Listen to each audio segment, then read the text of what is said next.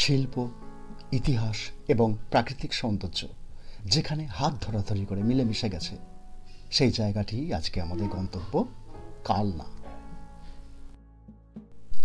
এই কালনার অসাধারণ সৌন্দর্যের স্বাদ নিতে শিয়ালদাহ বা হাওড়া থেকে কাটোয়া লোকালে মাত্র 2 ঘন্টার রাস্তায় চলে আসুন অম্বিকা কালনা স্টেশন।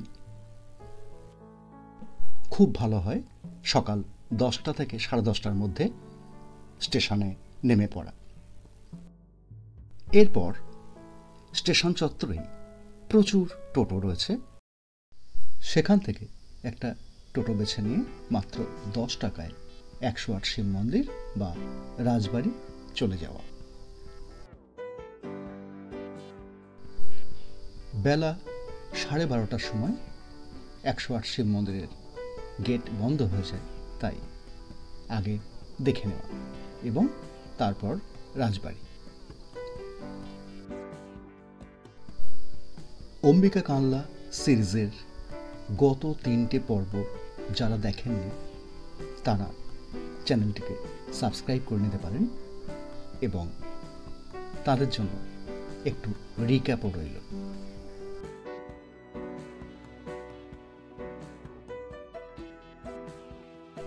দুপুরবেলার মন্দিরের ভোগ খেতে যারা চাইবেন তাদের জন্য বলি, লালজি মন্দিরে বেলা 11টার মধ্যে এসে 100 টাকার বিনিময়ে কুপন সংগ্রহ করুন এবং নিরামিষ ভোজ আহার করতে পারেন।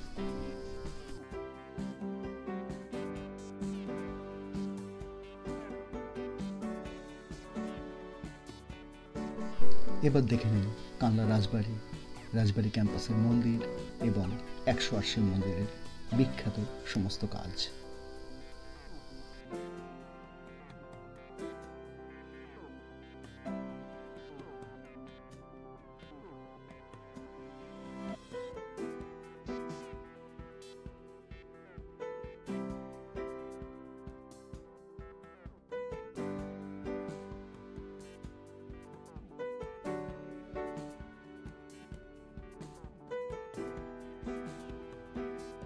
এরপর পায়ে হাঁটা দূরত্বে 10 মিনিট বা মাত্র 10 টাকা ভাড়া দিয়ে সামান্য দূরত্বে নাম ব্রহ্ম গলি চলে আসুন।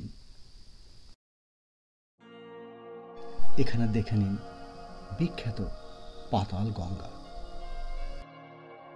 কাহিনীটা মোটামুটি এইরকম। ওড়িশার শ্রীকৃষ্ণ দাস কালনায় আশ্রম প্রতিষ্ঠা করেন এবং তাঁর যোগ্য শিষ্য ভগবান দাস বাবাজি এই আশ্রমের পরবর্তীকালের শরিক হন। তিনি ছিলেন অত্যন্ত গঙ্গা ভক্ত, নিত্য গঙ্গা স্নান তাঁর রোজ নামচার মধ্যেই পড়ে। তিনি কোনোদিন গঙ্গাকে পিছন দিকে রাখেননি, সবসময় গঙ্গামুখী হয়ে থেকেছেন। কিন্তু বয়সকালে অসুস্থ হয়ে পড়লে তিনি তার ভক্তদের কাছে আবেদন করেন গঙ্গাকে যেন তাঁর কাছে নিয়ে আসা হয়।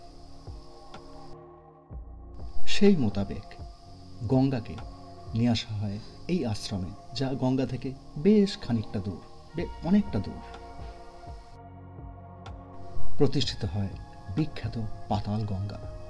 এই গঙ্গায় বা এই কুয়োয় রীতিমতো গঙ্গার জোয়ার ভাটা খেলে, রং বদলায় বর্ষায়, শীতে, গ্রীষ্মে।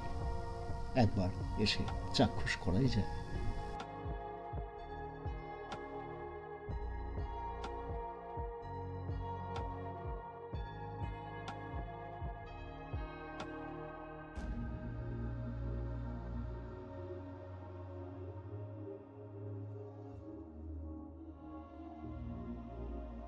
অনেক পর্যটক না জানার ফলে এখানে আসতে পারেন না, অথচ রাজবাড়ি বা 108 শিব মন্দির ক্যাম্পাস থেকে পায়ে হাঁটা দূরত্বে এই নাম ব্রহ্ম গলি।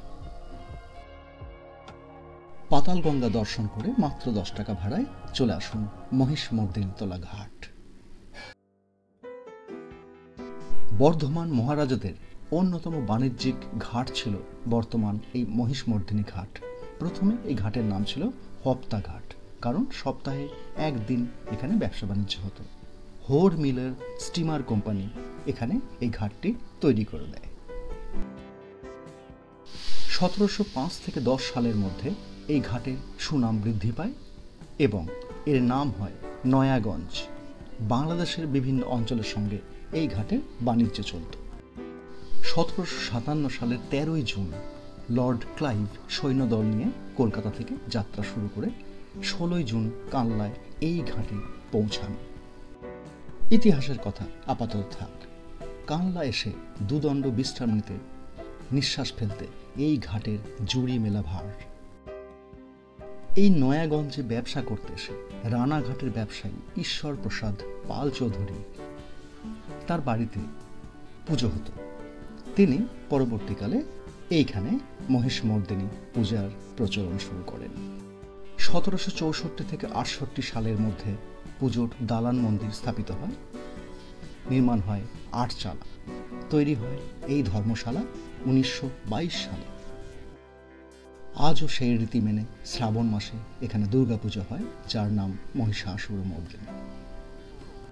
আজকের মহিষমর্দিনীতলা ঘাটটি, যা কাশী বা বেনারসের ঘাটের আদলে তৈরি করা হয়। যারা কানলা দর্শনে আসবেন অবশ্যই একবার দর্শন করে যাবেন। 1922 সালে তৈরি এই নহবতখানা। অম্বিকা কানলা সিরিজের গত 3টি পর্ব যারা দেখেননি তারা অবশ্যই চ্যানেলটিকে সাবস্ক্রাইব করে নেবেন। নমস্কার।